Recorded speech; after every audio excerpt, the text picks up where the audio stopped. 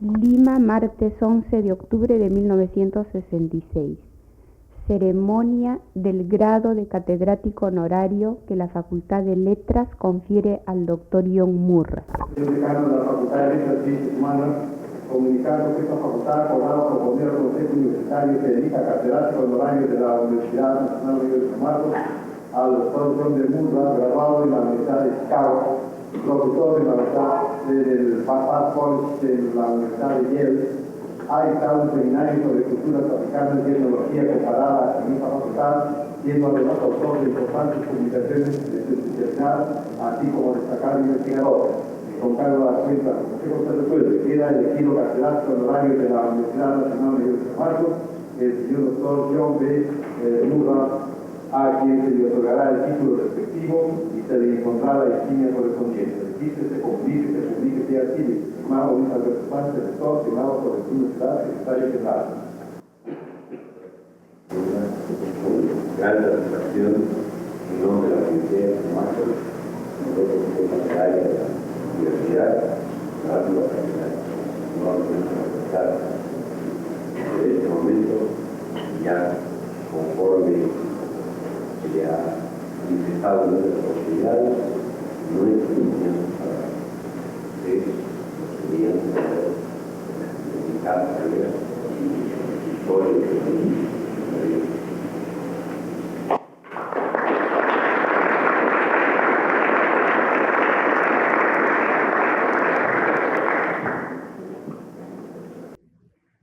Señor decano, señores profesores, jóvenes estudiantes, señoras y señores, el doctor John Murra ha aplicado al estudio del Perú una sólida experiencia como investigador en algunos países no europeos y muchas calidades que no siempre se dan juntas en las personas: erudición, sabiduría, generosidad, inspiración y una estimulante y contagiosa capacidad de trabajo y de iniciativa. Los conceptos que acabo de emitir y este acto académico nos recuerdan inmediatamente la imagen de otro maestro, antropólogo, a quien recibimos en esta facultad para honrarlo con la misma distinción que se confiere al doctor Murra y en el mismo ambiente de regocijo y de esperanza, el doctor Juan Comas.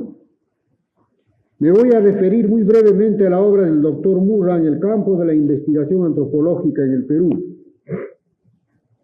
Los últimos párrafos de su artículo titulado El Instituto de Investigaciones Andinas y sus estudios en Huánuco 1963-66, publicado en la ciudad de Huánuco, resumen con claridad dos de las metas más importantes del trabajo de Murra, y en el mismo artículo se muestran los métodos seguidos para alcanzarlo. Señala textualmente Murra: reconstruir una visión general provinciana, o mejor campesina, de la civilización andina en la época de los incas. 2. La verificación con técnicas arqueológicas de una amplia gama de hipótesis históricas y estructurales acerca del estado inca, las cuales ya no pueden verificarse de ninguna otra manera. La tercera, que ha sido categóricamente expuesta en sus clases y conferencias, es la de cómo es posible encontrar en la cultura actual andina la continuidad del ejercicio de la sabiduría antigua y demostrar cuán importante es este hecho, no solo en cuanto se trata de un interesantísimo fenómeno para el estudio de la ciencia, sino una fuente de conocimientos útiles e inspiradores para la consideración de nuestros problemas socioeconómicos nacionales y de lo que desearía denominar nuestra propia angustia cultural, la cual consiste en la búsqueda de bases de sustentación de nuestra pervivencia como país inavasallablemente creador, tal como se ha mantenido hasta hoy. Todos los aquí presentes estamos informados de que el más notable de los trabajos de Murra es su inédita tesis doctoral sobre la organización económica del Estado Inca. Los antropólogos e historiadores que han leído la tesis la estiman como el estudio más vasto y profundo realizado hasta la fecha sobre el tema. ¿Por qué la mencionada tesis es tan importante? Y a medida que su autor acumula más conocimientos sobre ese campo, con una suerte singularísima de regocijo y a la vez de temor, resulta siendo más importante aún, pues el doctor Mura está decidido a reconstruirla, por el enfoque antropológico que hemos citado con palabras del propio doctor Mura. Reconstruir una visión regional, provinciana, o mejor dicho, campesina, de la civilización andina en la época de los incas, y obtenida esta, lograr la verificación con el auxilio de técnicas arqueológicas de una amplia gama de hipótesis históricas y estructurales, la naturaleza del Estado inca. Mura concibe así la obra y luego de haberla planeado y esbozado, vive un permanente estado de vigilia y de insatisfacción, porque consulta fuentes que podríamos llamar no consagradas y de contenido predominantemente etnográfico, que existían y se descubren constantemente acerca de la vida provinciana, campesina de la época incaica, aspecto poco tocado en las grandes crónicas. Los datos tomados de estas fuentes y del estudio etnológico de la realidad actual se acumulan confirmando lo fecundo y acertado de la concepción y del método, pero a la vez amplían ilimitadamente las perspectivas y la complejidad del tema. La visita no es una crónica, afirma el doctor Mura, refiriéndose a Íñigo Ortiz. No se trata de leyendas, ni reyes, ni batallas. No trae material mitológico y su lectura no es amena ni exótica. Se puede decir que estamos frente a un expediente burocrático. Al limitarse a los Yacha y Chupachu, Íñigo Ortiz nos permite acercarnos a la clase de información local, vivida, que forma la base de los estudios modernos, sean ellos etnológicos o históricos. Fue de casa en casa el visitador, determinando la composición de las unidades domésticas, los nombres y relaciones familiares de cada persona con bastante detalle, como para que el historiador chileno Rolando Millafe pudiera preparar un libro sobre la demografía de Huánuco en el siglo XVI basándose en esta fuente. A través de un enfoque así, la naturaleza del Estado inca aparece con una estructura y una faz distinta, acaso más rica en contenido que la reconstruida a base de las fuentes provenientes del propio sector inca. La organización del imperio, la naturaleza de sus relaciones con las otras provincias y del modo de ser de esas provincias, es decir, el conocimiento de la entraña de la antigüedad, de toda la inmensa zona andina que los incas dominaron, es el objetivo de los estudios de Mura, y no únicamente el conocimiento de su aspecto formal, de su maquinaria estatal. A Mura le interesa igualmente la vida de un inca como la de un pastor, la de un tejedor, llana o micmac. ¿Cómo vive cada quien? ¿Por qué modo y en razón de qué causas y fines están reguladas las relaciones de estas gentes? ¿Cómo contribuyen desde el lugar que ocupan en la producción, la invención, el trabajo y el regocijo, la vida y la muerte? Y buscando con la tenacidad, paciencia y pasión que caracteriza a los hombres de ciencia, encontró más luces de los que generalmente se suponía que existieran para el conocimiento vivo del hombre antiguo andino. Siguiendo en la actualidad el itinerario de viaje e información de un visitador acucioso e inteligente que trató con gentes que fueron componentes del imperio, Mura intenta reconstruir aún mejor esa imagen, valiéndose de los elementos que de la antigüedad quedan en el presente. Insatisfecho, algo angustiado, hace descubrimientos que le entusiasman y le atemorizan.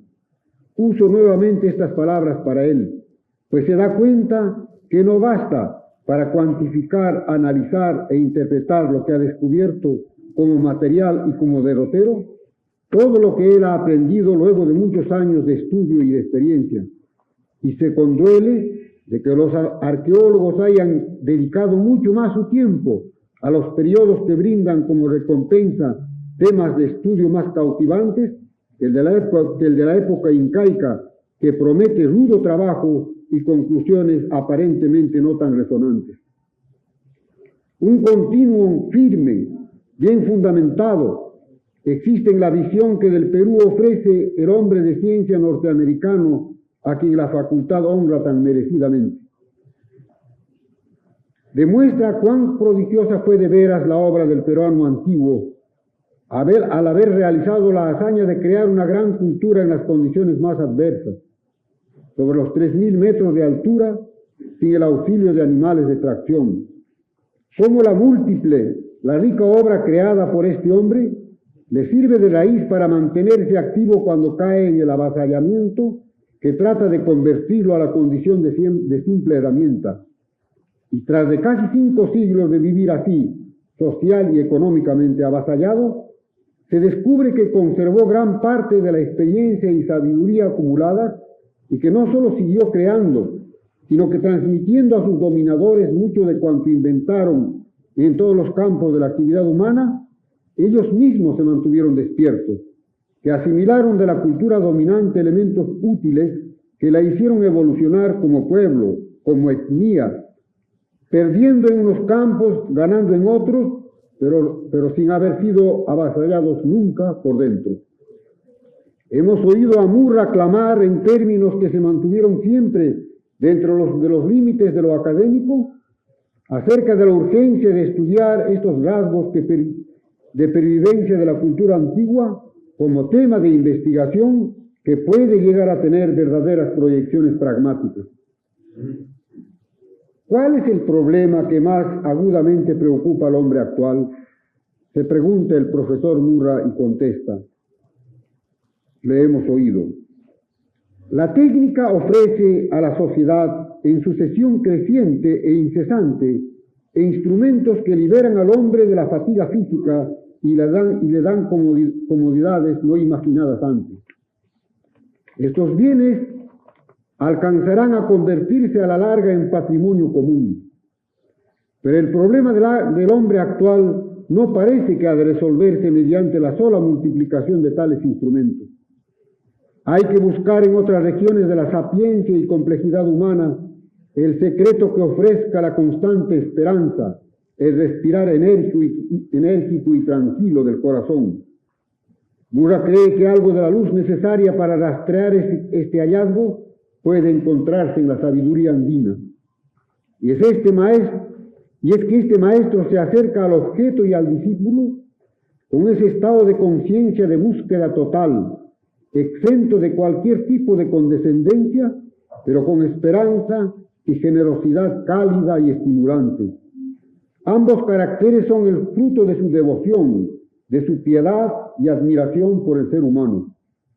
Y tengo conocimiento de que durante sus clases sobre comunidades africanas en las aulas de la universidad, en los seminarios mantenidos en su propia casa, Murra ha contagiado a sus alumnos estas dos calidades: el rigor exento de complacencias y la generosidad para ofrecer todo lo que el maestro dispone para la enseñanza: erudición, experiencia, libros, asistencia personal. Nuestra universidad le debe estos invalorables servicios al doctor Murra, pero bien sé que al mismo tiempo el doctor Murra le debe al Perú el haber encontrado en este país el campo más propicio para el estudio y para la sustentación de su fe en el ser humano. En este país, Murra ha encontrado sabiduría donde ciertos y felizmente pocos graduados creen ver solo involución y entorpecimiento. Por esta razón estamos seguros que, como en el caso de otro eminente maestro norteamericano, el doctor John Rowe, el destino académico y por tanto la prosperidad, sí, la prosperidad del doctor Murra está ya casi indisolublemente vinculada a la antropología en el Perú, para bien de él y de todos nosotros, de esta su casa.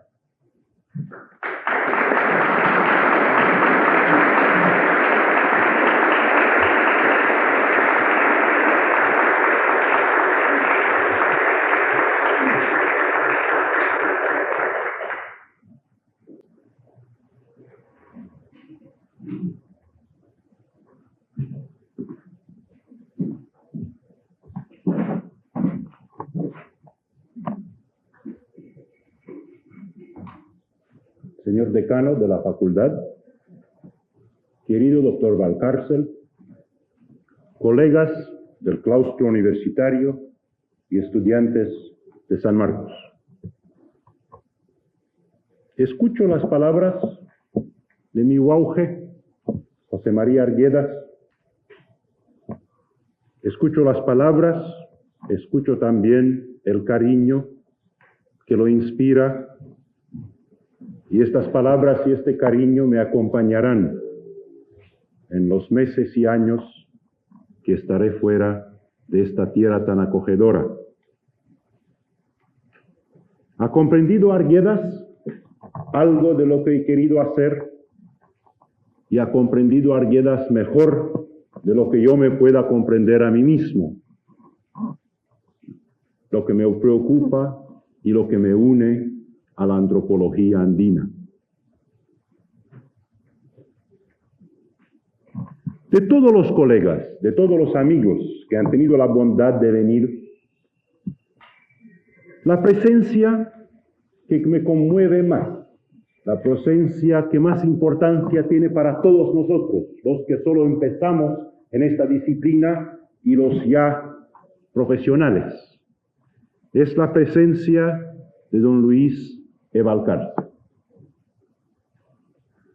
Maestro e inspirador de todos aquellos quienes nos dedicamos a la antropología andina y quien hace exactamente 20 años creó el Departamento de Antropología, el Departamento de Etnología y Arqueología, que hoy patrocina esta ceremonia.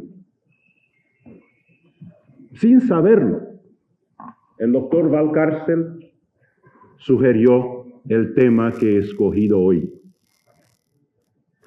En su discurso inaugural, en 1958, con la ocasión del segundo Congreso de Historia Peruana, y al mirar alrededor de esta sala veo caras que ya participaron entonces en aquella ocasión, nos alentaba el doctor Valcárcel en su discurso inaugural y entre tantas cosas dijo una cosa que se quedó siempre conmigo y que es importante y que es el tema que os ofrezco hoy.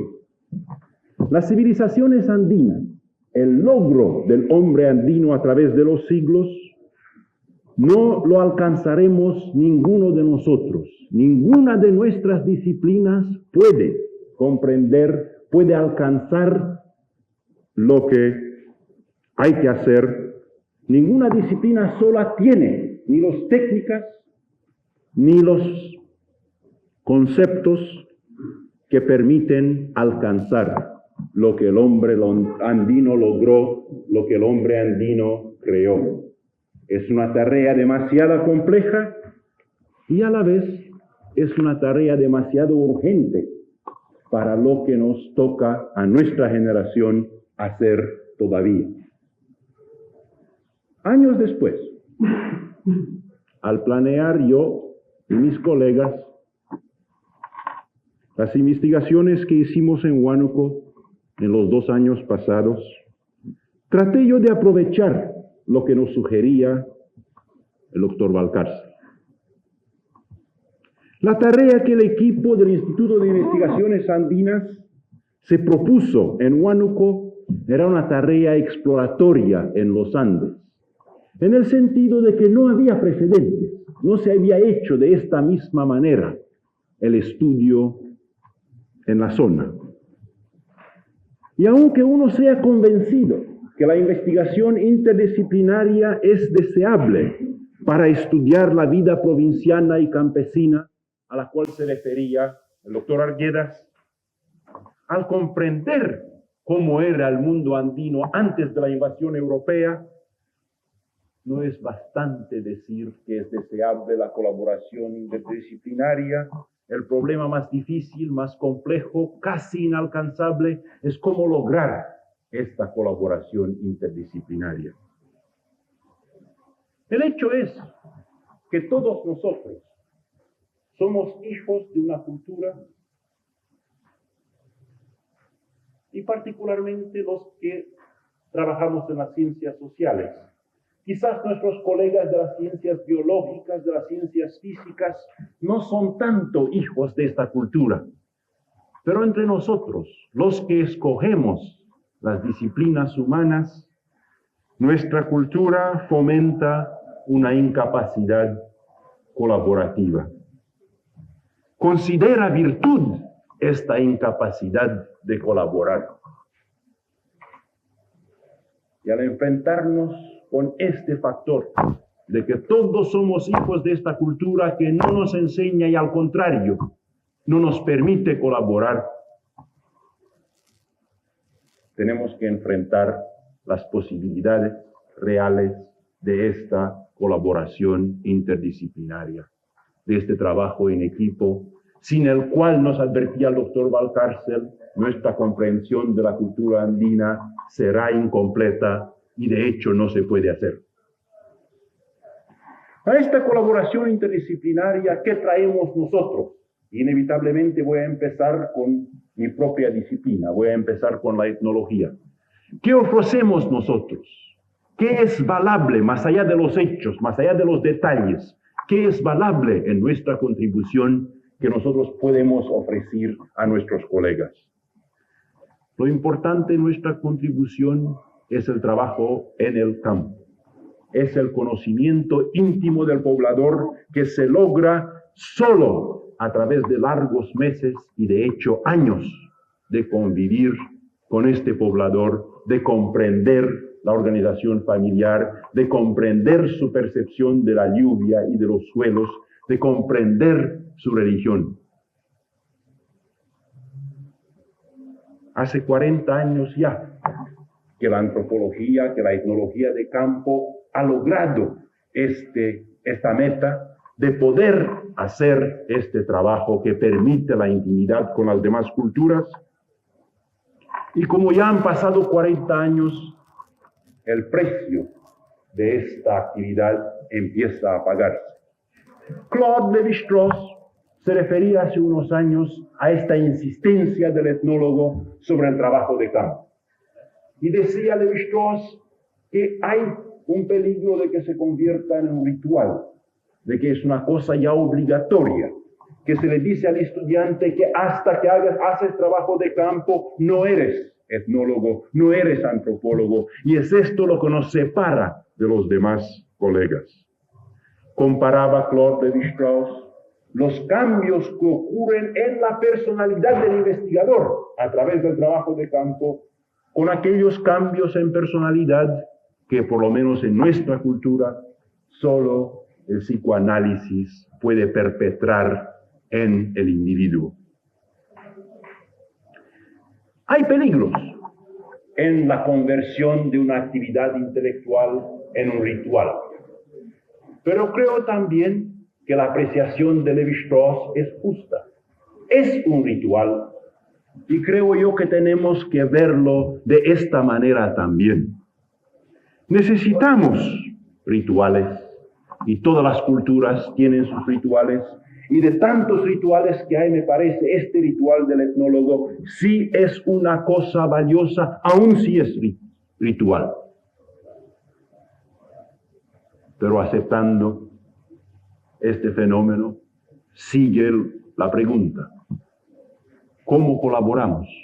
¿Cómo podemos cooperar si es que aceptamos la visión de la labor del trabajo de campo como un ritual para los etnólogos? Hay un peligro que amenaza, que nos amenaza, y es la seducción de querer ser más científicos, de que la ciencia social sea más científica de lo que es,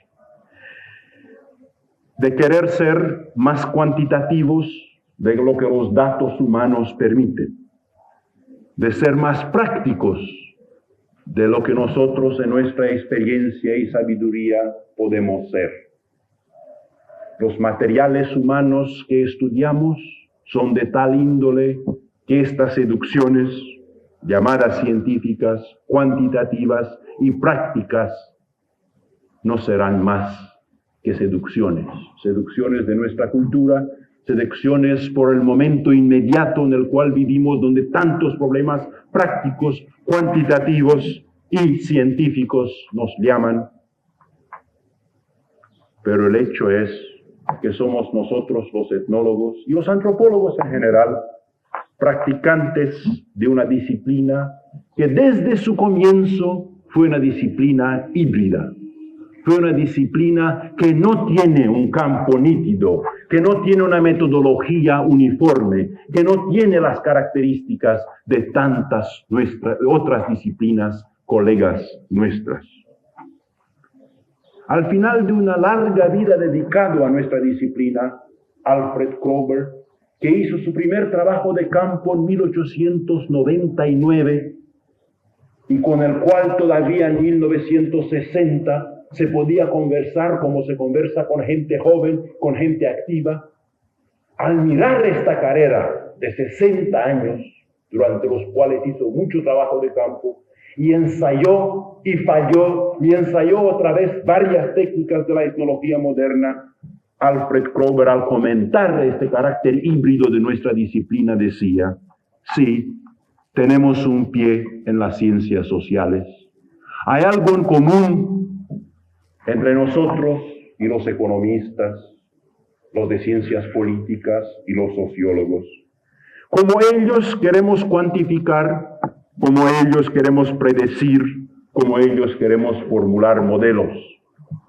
Pero el otro pie de la etnología, decía Kroeber, es firmemente plantada en lo que en San Marcos se llaman las letras y en lo que en mi tierra se llaman las humanidades. Lo mismo da cualquier nombre que usamos. Es este carácter híbrido de la antropología, de que por un lado sí es científica y por otro lado sí es una letra, es una humanidad. Es un estudio humano que no viene de la tradición científica y que sí viene de la tradición poética, filosófica, histórica, literaria. Hace unos meses nos reunimos muchos de los que están presentes aquí en el Instituto Porras Barrenechea para escuchar un joven novelista peruano. Y además escuchamos lo que dijo al presentarlo Alberto Escobar. Y atraía nuestra atención Alberto Escobar en aquella presentación al fenómeno que para un problema tan importante para el país como el futuro del hombre selvático, que en cantidad son muy pocos, pero en su aporte cultural, en lo que están en proceso en este mismo momento de perder, presentan un reto a los intelectuales de todos los países que tienen tierra amazónica y a todo ser humano en cualquier otra parte. Decía Alberto Escobar que fueron no los sociólogos, no los antropólogos, no los etnólogos que atrajeron la atención del público a lo que pasaba en la selva, sino que fue un novelista. Y yo acepto, yo creo que todos tenemos que aceptar este hecho, de lo que los debemos a los novelistas, a los poetas, a los filósofos, quienes muchas veces atraen nuestra atención científica a los problemas agudos y a los problemas que merecen estudio etnológico. Tal hibridización hay que aceptarla y no ver en ella una dificultad, no ver en ella una contradicción, no ver en ella una flojera, sino al contrario, una fuente de inspiración para nuestro trabajo futuro. Si en nuestro trabajo de Huánuco hemos querido comprender, por ejemplo, las reciprocidades que incitan a un campesino de calcular y recordar los guajes que debe a través de años y años, con el señor Fonseca Martel, egresado de esta universidad y de este departamento, escuchamos una vez a un campesino recordando los guajes que todavía debía en el techado de su casa. Habían pasado 22 años, pero él tenía memoria muy clara. ¿Qué guaje debía todavía y quién le debía a él, y este guaje no se podía pagar en energía en cualquier otra actividad. No podía trabajar una chacra, no podía cosechar unos yucu para cumplir con su guaje. Tenía que esperar que la persona que lo ayudó y con el cual a través de este trabajo en el techado de la casa se había creado un lazo de parentesco, tenía que esperar que esta persona construya una casa. Y solo en la construcción de una casa, solo en el techado, se podía devolver este guaje. Es un fenómeno que hay que estudiarlo, hay que tener un muestreo para estar seguro que de varias casas, tantas se construyen con guaje. Hay que tener un estudio cuantitativo y metódico y sistemático de cuántas veces se construyen casas por este sistema y más todavía, cuáles son los cambios que están ocurriendo en este momento en la tradición del uso de los guajes. Pero también hay que ver en esta clase de estudio, y lo supimos desde el principio, pero no lo supimos, no lo comprendimos bien. Sabíamos decirlo, porque es mucho más fácil decir. Supimos decir de la importancia para comprender cómo funciona este guaje, porque es más de un guaje, es un sistema de guaje, y es un sistema de reciprocidades. Supimos que un lingüista podría sensibilizarnos a los temas que íbamos estudiando. Pero el hecho es que en nuestro equipo en Huánuco no hubo un lingüista. Hubo gente que hablaba el runacín, sí, pero lingüistas no tenemos. No tuvimos. El arte que consiste en saber la nominalización de los verbos y la facilidad y las condiciones en las cuales los verbos se nominalizan y los sustantivos se pueden verbalizar, que es importantísima parte de lo que nosotros tratamos de comprender. Supimos decir que nos faltaba, pero no hicimos el esfuerzo de integrar dentro del equipo un lingüista. No lo hicimos, y al no hacerlo, el estudio es más débil y menos útil en el futuro. La colaboración que hemos logrado con los colegas arqueólogos, porque tuvimos 3 colegas arqueólogos en nuestro equipo. Su contribución es neta, su apego al interés cronológico, que muchas veces no entusiasma al etnólogo, su apego a las manifestaciones físicas y al patrón de poblamiento, que también no siempre forma parte de la conciencia del estudioso de sistemas de parentesco. Estos fueron contribuciones y supimos colaborar. Pero como en el caso de los etnólogos hay un verdadero peligro. Hay el peligro de aceptar las presiones de nuestra cultura sobre los arqueólogos, que los convierten de arqueólogos en anticuarios, en restauradores, en manicuradores de lo que la cultura prefiere llamar ruinas, en vez de ver, porque no ven su carácter de ciudad antigua, que los convierten, y es muy fácil de ver como aún en las universidades se acepta la noción de que se puede justificar esta labor con el pretexto del turismo. En Huánuco tratamos, al colaborar etnólogos y arqueólogos, de fijarnos ciertas metas, de comprender con el trabajo conjunto tales asuntos como el radio de acción de un mercado. Para comprender de dónde atrae a los compradores y a los vendedores un mercado, necesitamos las técnicas de ambas disciplinas. Ni el etnólogo solo, ni el arqueólogo solo puede comprender el factor de atracción y cuál es el radio de acción, y puede ser un mercado, puede ser un centro de romería, puede ser un reino.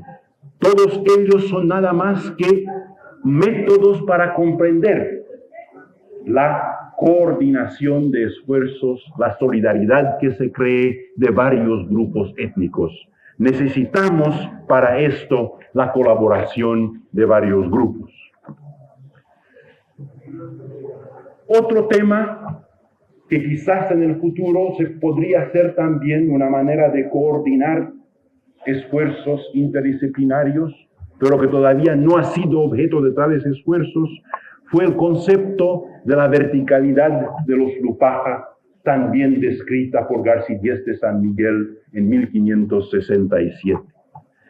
Uno de mis momentos más activos fue que después de la publicación de esta fuente tuve ocasión de hablar con los arqueólogos que apenas conocía como a Hernán Amat.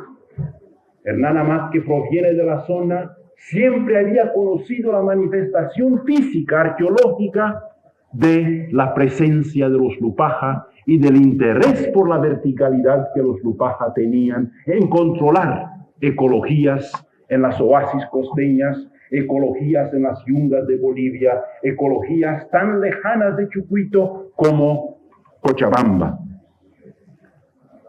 Pero fue la fuente escrita que ayudó al conocedor de estas cerámicas darle una interpretación humana a los fenómenos físicos. Y últimamente, al hablar con mis colegas bolivianos, hablamos de la posibilidad de armar un estudio que usaría la fuente de los Lupaja de la misma manera como en Huánuco usamos la fuente de Íñigo Ortiz. Y tendría una gran ventaja tal estudio. No solo que sería interdisciplinario, pero a la vez sería intercultural. Permitiría a investigadores de varias culturas atraer sus varias perspectivas sobre esta clase de estudio. No sé si jamás se hará tal estudio o no. Y además no importa en este momento. Lo que importa es que podemos, a través de tales fuentes escritas, coordinar las labores de arqueólogos, etnólogos, historiadores y otros especialistas. Permítanme de hablar unos minutos de una colaboración que yo creo es muy interesante e importante y que sale ya fuera de las disciplinas que tradicionalmente han sido las antropológicas. Quiero hablar de nuestra colaboración con los botánicos. Quizás en otras zonas del mundo la colaboración de antropólogos y de botánicos es interesante, deseable, pero en ninguna otra parte, creo yo, con la posible excepción del Tíbet, pero creo que ni allí tiene tanta importancia científica el poder coordinar el estudio de las plantas cultivadas con el estudio del logro humano. Necesitamos un estudio de la botánica, sí, pero no de la botánica de los estudiosos botánicos. Ellos ya harán lo suyo a su manera. Necesitamos una manera de coordinar una taxonomía, una clasificación y más todavía una simple percepción de lo que son los recursos botánicos en la ecología tan extrema de los Andes, con lo que el hombre andino ha creado en otros aspectos de su vida. En nuestro equipo sí hubo, desde el primer día, un botánico. Y al contemplar ahora, después que se terminó el estudio, lo que hemos logrado y lo que quedó sin lograr, diría yo que quizás fue un error nuestro pensar que lo que importaba era un botánico. El resultado sí se expresa en terminología botánica, pero quizás habría sido mejor tener un buen ecólogo, una gente ajustada no a la planta como tal, como tampoco queremos un arqueólogo que se interesa en el cacharro como tal. Queremos una persona que percibe el ambiente a través de los ojos de los que viven y crean en este ambiente. Esto es difícil de conseguir. Una de las consecuencias del esfuerzo interdisciplinario es que lo convence a uno muy temprano de qué difícil es reunir gente de vocabularios distintos, de formación distinta, de intereses académicos distintos. Qué difícil es formar un equipo verdaderamente entre ellos. En esta casa de estudios, hace más de 20 años, Javier Pulgar Vidal, al publicar su libro sobre las 8 regiones naturales del Perú, empezó la labor de la cual estoy hablando. Comprender suelos, agua, lluvias, pajas y, claro, plantas cultivadas, no a través de lo que el botánico o el geógrafo científico podría percibir y clasificar, sino comprender lo que el hombre andino, que ha utilizado y más todavía, que ha transformado estas pajas, estas tierras, estas aguas en algo de utilidad humana y de tanta utilidad humana. Javier Pulgar Vidal empezó el trabajo que nosotros llamamos de etnobotánica y de etnogeografía. Esta labor hay que continuarla y me parece a mí que la única manera de continuarla es de hacerlo de manera interdisciplinaria. Yo nunca ya podré aprender toda la botánica que hay que saber. Un ecólogo o un botánico nunca ya podrá aprender toda la etnología y la arqueología que hay que saber. La única manera es de reunirlos alrededor de una mesa por meses y alrededor de una situación real en el terreno, en el campo, durante meses y quizás años. Solo así, colaborando, podemos aprovechar. Y creo yo que no es ser profeta predecir que un estudio de la etnobotánica de tal o cual zona andina no terminará en una clasificación nada más.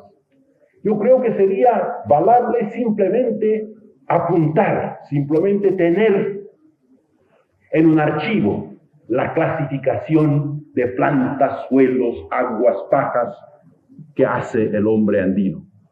Pero creo que esto es nada más que un primer paso. No es profeta decir que tal clasificación conllevará a la larga a muchas otras actividades, llevará a la comprensión de mucho otro que es importante en el mundo andino. Por ejemplo, tenencias de tierra. Tenencias de tierras que varían, que cambian de zona ecológica a zona ecológica. Al comprender los pesos y medidas que se usan en varias zonas y para varios cultivos, hay esperanza de lograr también equivalencia. ¿Qué cosa es equivalente a qué otra cosa?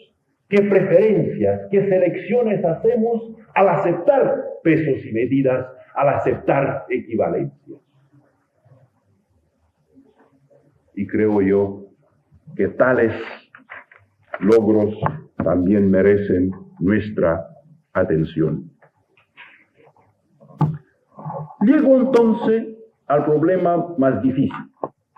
¿Cómo conseguir esta colaboración interdisciplinaria? Porque es fácil estar a favor. Yo creo que hay varios niveles en los cuales la colaboración se puede conseguir y donde tenemos que conseguirla. El más importante, claro, es el nivel conceptual. Tenemos que tener una clara visión de cómo se consigue esta colaboración. Muy difícil, pero necesaria. En el nivel conceptual, lo que nosotros los antropólogos ofrecemos y lo que todos nosotros los antropólogos, no importa cuál disciplina dentro de la antropología cultivamos, este concepto es el concepto de cultura. El hecho es que no hemos logrado convencer a muchos de nuestros colegas, aún en facultades de letras, de que este concepto antropológico de la cultura les será útil y es provechoso. En muchos casos, ni a nosotros mismos hemos logrado convencernos, o si una vez estuvimos convencidos, las presiones que mencionaba antes nos han alejado de este concepto fundamental. No es que queremos dejar de usar otros conceptos. Tomemos el concepto que más atrae a todos los cultivadores de las ciencias sociales en nuestros días, el de estructura. No es que no lo usamos, es imprescindible, pero el concepto de estructura lo compartimos con todos nuestros colegas de las ciencias humanas. El economista, el de ciencias políticas, el sociólogo, todos ellos, como nosotros, encuentra útil este concepto. Pero lo que es nuestro, lo que nosotros ofrecemos y que lo que nosotros creemos les ayudará a los demás y no solo a nosotros, es esta percepción de la herencia cultural, de la continuidad que enfatiza el que usa el concepto de cultura. No es que el cambio social y cultural no sea natural. Es inevitable, es continuo, es permanente. Toda cultura cambia y en condiciones que no sean las condiciones terribles, catastróficas del coloniaje, toda cultura tiene capacidades ilimitadas de adaptar, de transformar, de nacionalizar ideas nuevas que surgen dentro de ella y ideas ajenas que vienen de afuera. Esta capacidad de asimilar y esta capacidad de recrear, de utilizar lo nuevo para creaciones que no tienen precedente en ninguna de las 2 o 3 culturas que se encuentran, esta capacidad es perenne en toda cultura y en toda sociedad, a menos que las condiciones de un campo de concentración o las condiciones de Huánuco en 1562. Pero me parece que la antropología hace una contribución peculiar, que es antropológica y que ofrecemos a las demás disciplinas. La antropología nos revela las continuidades también, no solo los cambios. La antropología nos revela las continuidades, por ejemplo, en el idioma. La antropología nos revela continuidades en métodos de percibir, métodos de sentir, métodos de utilizar los Andes, un mundo tan especial, tan peculiar como el mundo andino. Todas las antropologías, que sea la lingüística, que sea la etnología, que sea la arqueología, todas las antropologías usan este concepto clave. Y este concepto clave, creo yo, lo ofrecemos a la colaboración interdisciplinaria porque creemos que nuestros colaboradores que vienen de afuera de la antropología se podrán aprovechar, encontrarán su propio trabajo renovado, su propio trabajo reinspirado al utilizar este concepto en sus propias investigaciones. Pero hay otro nivel, creo yo, además del conceptual, y es el nivel metodológico. En el nivel metodológico, el trabajo de campo, que trata de conseguir intimidad. No es otra vez que queremos evitar, por ejemplo, de usar un formulario. Un formulario bien hecho permitirá cierta cuantificación, y creo yo que en el 10º mes de trabajo de campo es perfectamente razonable utilizar un formulario, porque ya en el 10º mes tiene usted la intimidad que le permitirá de manera rápida. La idea que formularios se pueden aplicar en el primer mes, en la primera semana, y me cuentan, yo nunca lo he visto, pero me cuentan que hasta en el primer día del trabajo de campo me parece no comprender los fenómenos humanos y cuantificar cosas que en esta ocasión son simplemente no cuantificables. Es posible exagerar la importancia del trabajo de campo y es lo que dicen, lo que califican el trabajo, la insistencia sobre el trabajo de campo como un ritual. Es posible exagerar, digo, pero es difícil de exagerar la importancia y las transformaciones que ocurren en el investigador a través del trabajo de campo intensivo que recomienda la antropología. Así que la segunda contribución será la metodológica que ofrezco además del concepto de la cultura. Y finalmente, creo yo que hay que enfocar otro problema más. Y es que los investigadores somos producto de nuestra cultura. Hay disciplinas, me imagino, donde la cultura del investigador tiene poca importancia. No soy completamente convencido ni de esto, pero estoy listo a aceptar la noción que si usted trabaja en química o si usted trabaja en genética, la cultura cuyo hijo es el investigador no afectará de manera fundamental los temas que escogerá el investigador o los resultados que obtendrá. Pero lo que nos interesa aquí es nuestra disciplina. Son nuestras disciplinas las letras.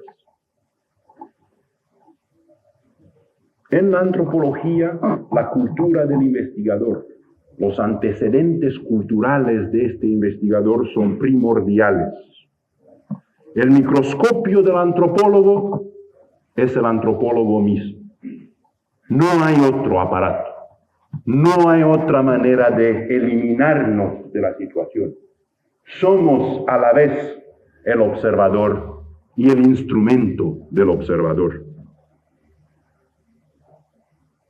La importancia, por lo tanto, de tomar en cuenta la cultura, los antecedentes del investigador y de evitar que esto distorsione demasiado los temas que se escogen y los resultados que se obtienen, es un problema con los cuales todos nosotros, los que somos profesores de antropología y los que somos alumnos de antropología, tenemos que preocuparnos y tenemos que encararlo. Y no soy seguro que tengo la solución de cómo resolverlo. Pero hay que encararlo continuamente al fabricar el currículo y al escoger los cursos que uno va a seguir. En ambas situaciones tenemos dos de las varias antropologías que tomar en cuenta este fenómeno de la cultura del investigador.